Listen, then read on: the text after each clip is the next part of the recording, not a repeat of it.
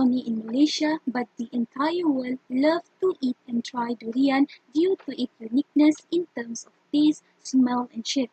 But increasing and demanding of durian in local and global market have a rise of waste generated per year.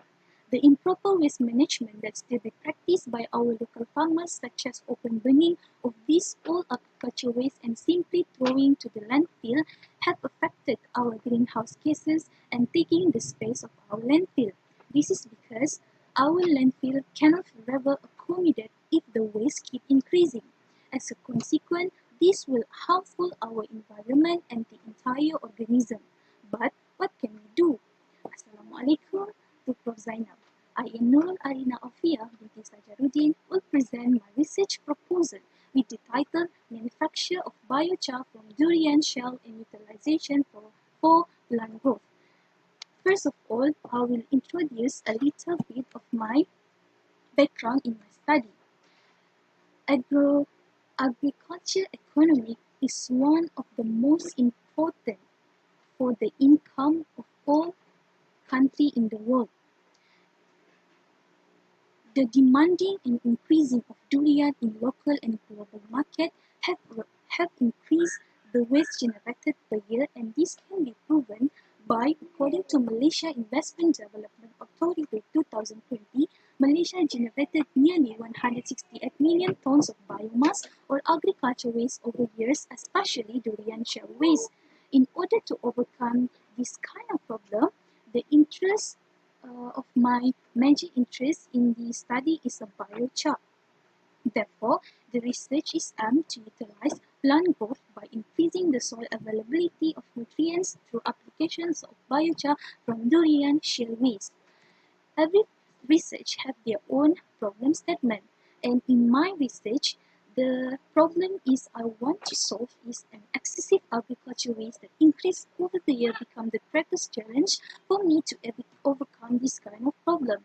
By modifying the durian shell into something valuable product, which is biochar, is the main focus theme in my study. In this research, the investigations about the properties and yield of biochar will be aimed under various types of organic salts as catalysts to enhance the plant growth. The focus is both to improve the quality and yield of the biochar.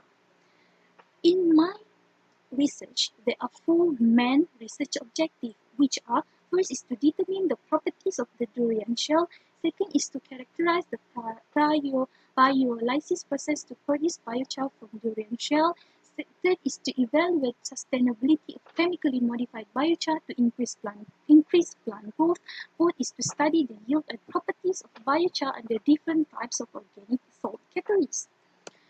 And then next we go into literature review. So, first is general properties of Duriositaceous. So according to the previous study, durian, locally known as king of fruits, is a seasonal fruit that is commonly grown in tropical regions such as in Indonesia, Thailand, Malaysia, and Philippines. Durian is very popular due to its properties, which is distinctive smell, spiky, and large-sized fruit. In general, Malaysia is the second exporter of durian behind Thailand and make it one of the demanding in durian market locally and export. And this is the figure shows statistical analysis of Malaysia durian export. Based on the statistical analysis, we can show that Malaysia export mostly durian to the Singapore, followed by China, and then Hong Kong, and then Australia, and then Indonesia, and last is others country. And then second part is about biochar production.